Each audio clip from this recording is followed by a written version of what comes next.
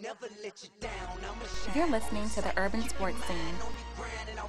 Welcome back to the Urban Sports Scene. We're joining the studio today as usual with Wally, Will T, and we got a special guest today. We got our own version of Big Tony. Big Ron's in the building. Go ahead and tell him what's up, Ron. What's up? How's everybody doing? All right, man. We about to hop into that pregame. You know, we about to shoot it around a little bit. Man, over the weekend, did y'all catch up? The Alabama-Arkansas was, a pretty good game. Ryan Mallett, I mean, did he mess up his Heisman chances with that one, though? Ryan Mallett ended up looking like a Ryan Leaf to me. I mean, he couldn't read coverages or nothing. He was just throwing into the opposition all day. Well, I think he played like a typical underclassman, and I don't know. I think he's going to be a better NFL player than a college player because he has his game is pretty much built for the pros and not for college. I mean, I think his career right now is just pretty much holding off till he gets to that shakes your boy Roger Goodell's hand and just dap him Roger up, go to hell, spank him on the back, But other news, I know something. This probably you gonna like Ron, college basketball. Bledsoe down in Kentucky. Well, he ain't in Kentucky no more. Man, what's up? That Bama got grades getting changed and everything like that. What's going on? Did he go to a black college? I mean, what's going on down there? All I'm gonna say is Kyle Perry. He always gets his recruits any way possible. Cause he got like another dude that's getting paid over in Turkey somewhere that's getting like birds shipped to him. But I mean, it must be nice when you get your grades changed. You go from what D's and E's to A's and B's. Shit, I got my grades changed at the shore, so I don't know. Yeah, because your voice was cracking. No, that's the cold I had earlier this week. Last week, excuse me. Other news, the local news though, the Caps, man. The Caps opening up preseason.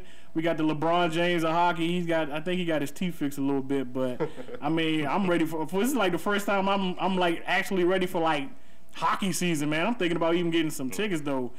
Wally, like the only black dude I know that roots for hockey, man. I know you got some information for me. Oh, well, Ovechkin, I'm just glad, this is going to be his first preseason game.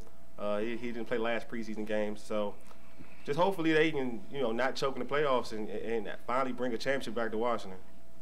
Well, speaking of guys with bad teeth, Ricky Hatton. Well, I know you're going to have some information for him since he's in that sweet science of boxing. I know he was suffering some sweet science up his nose and doing some other things, man. What's up with Ricky Hatton? Yeah, recently a video made it to the light of day of Ricky Hatton snorting a couple lines of cocaine. He said that he's having a hard time adjusting with being retired, but all he had to do was take care of his body. He would still be boxing. I mean, even though the knockout that he suffered at the hands of Manny Pacquiao was devastating, I still think that had he taken care of his body prior, all through his career, he wouldn't be in the shape he is now. Well, before we hop into that commercial break, I want to ask one last thing. How is it people who never had jobs have a hard time functioning without a job, like athletes and like boxers? You've never had a real 9-to-5. How hard is it to function without a job? And also, why is all this attention on Ricky Hatton over some drugs when like boxers shoot, kill, rape, steal, everything else in the world?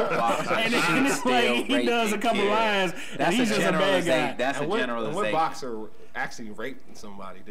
Not Mike Tyson. I mean, Mike Tyson didn't rape that chick. You know what? I wasn't even thinking about Mike Tyson, but I was about to say. I mean, there's other people. Wow. I mean, Don King was in prison for like 10 years. But he's the devil. Doesn't count. Yeah, his hair hiding them horns. But exactly. We about to hop into that commercial break. When we got little brother Ray on hold, we're going to talk to him after that commercial break, and we're going to talk about Vic and McNabb. This is President Barack Obama. In the story of America, the greatest chapters are moments of challenge, when we see people serving their country and one another. Volunteers who step forward into hospital corridors and church basements, along levees and fire lines. And the next chapter is yours to help write. Sign up to volunteer at usaservice.org. That's usaservice.org. Let's renew America together. A message from Renew America Together, brought to you by the Ad Council. First, I'll eat your brains. Then I'ma start rocking gold teeth and fangs. Cause that's what a motherfucker monster do. Hairdresser from you thought you knew, but you have no idea. It's the Urban Sports Scene. We about to hop in to place your bet, man. The first one we got going up is right now 2 Big Ten quarterbacks, Terrell Pryor, Denard Robinson. Who's the better quarterback right now? Wally, it's me and you right here. We both Michigan people. I mean, who you gonna go with? I'm gonna go with Denard Robinson, obviously. Denard Robinson is on a team that has a porous defense, so he has to do a lot more than Terrell Pryor has to do. Denard Robinson is pretty much most of Michigan's offense. Terrell Pryor has a lot of talent in terms of wide receivers and, like I said earlier, his defense. So I'm gonna go with Denard. As much as it hates me for me to say this, I'm a true Michigan fan. Matter of fact, I'm gonna name my firstborn kid Maze, and the second one gonna be Blue. I'm going with Terrell Pryor. Only reason why is because he's a little bit more seasoned than Denard Robinson. He's played in a lot more big games than Denard Robinson, and that's pretty much. And he's probably right now, even though Denard Robinson's being, his passing is just shot through the roof compared to last year.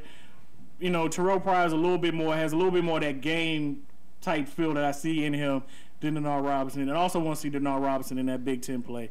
We've seen it out of Terrell Pryor for the last few years going into his junior year, but I mean, unfortunately, I'm going with Terrell Pryor, as much as it hates me. But who I think got that? I'm gonna go with Wally. You only going with Wally because I beat you. That's all. That's all. That's all the reason. We got split. Wally and Pat. That's all. We're going with a split. We can go with a split. Got to split for the first one. Come on. But in our next place of bet, now we going with Chicago's pretty hot right now in that city. The Bears are playing good. Oprah's always making money. Who's most popular right now in the Windy City, man? Chicago, the Bears, or we talking Oprah here? I'm going to go with the Bears, especially after Monday night. They just beat their rivalry, the Packers. They're 3-0. Mike Martz, Jay Cutler, they being loved right now in Chicago, especially with they have a chance to win the division. Lions, they suck. Favre's struggling, so they're happy to see that in Chicago. So I'm about to say the Bears. I was so excited about this, man. My mic fell off the stand. I'm going to go with Oprah. Here's why. One, Oprah is flying studio audiences across the world to Australia. Two, this is Oprah's last season on television and daytime television personality host. And three, Oprah's she's the greatest. She's the best at what she's ever done. Chicago, the Bears have come out hot before and have disappointed a lot of people in that city. So, I mean, people are used to that. People aren't used to such an event as Oprah going off of the air. Who you got over there, Wally? I'll go with Will. He made a good argument. Yes, he did. I'm going with neither one of y'all. I'm going with Larry Hoover because Rick Ross is blowing him up right now. Blowing money fast, Rick Ross. Larry Hoover, he's in sex tapes. I'm going with Larry Hoover, man. Y'all ain't even bring him up, so that's who I'm going with. He's more popular. But we told y'all earlier we had little brother Ray online. We'll go ahead and talk to Ray over there for us. What's going on, Ray? What's up, homie? Ray, this place your bet is who's going to win this week in fantasy football, you or Fish? Me versus Fish? You know who I'm going with. I mean, the burner at home against San Fran, Houston versus Oakland, Pierre Thomas catching screens from your quarterback, dog, and I got some free agent surprises for you. I ain't going to tell you that, though. So, yeah, it's going down. And, dog, if you real, you put your job on the line. Coach Rivers, I'm trying to get my job back, baby. It's going down. Place your bet. As usual, I expect stuff like that from Ray, but Ray don't want to see me. I mean, he's little brother, I'm big brother. He's Eli, I'm Peyton. We seen this happen a couple weeks ago with the Giants and Colts. You seen what happened. I mean, it was over by halftime. So Ray, I don't even want to hear it no more. So who do you have, Will? Well, Fish made Ray really didn't bring a lot of facts. Fish didn't either, but if I had to choose between two, I'm gonna go with Fish. I want to make Ron the deciding vote, so I'm gonna go with Ray. I say Fish. He has a stronger team. Okay. That's right. Y'all gonna pick the guy that stole gas ahead of me? It's all good. I got dip anyway, man. Peace, man. I'll be back next week. All right, Ray. I'm 3-0. I mean, I got one victim at the table. Little brother be next, so I ain't even worried about nothing. But on our last place, lucky. This is the same person that don't believe in luck, but believes in kickers and everything else. Now I'm lucky. We gonna get on you later, Junior. You Junior. See, I got little brother and I got Junior. So right now we about to hop into that last place your bet. Michael Vick. Matter of fact, speaking of Michael Vick, Ray's Marcus Vick, I'm Michael Vick. So come Sunday, I'm gonna let the dogs loose on him. But we going Michael Vick, McNabb this Sunday. Who you got? I'm going to go with Michael Vick because I'm an Eagles fan. Here's why. Over the past 2 games, Michael Vick has had a passing rating of over the highest of his career, over 100. 2, Michael Vick has more weapons at his disposal with Deshaun Jackson and Jeremy Maclin. Then we're not even talking about Brent Selleck. 3, the Redskins cornerbacks cannot cover the Eagles wide receivers. Deshaun Jackson and Jeremy Maclin have too much speed.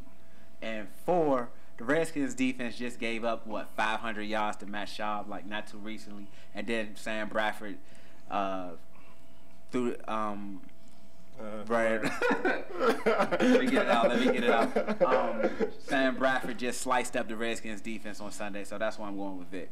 Well, we all know the Redskins usually play to the competition. This is an NFC East rivalry. It's an NFC East game.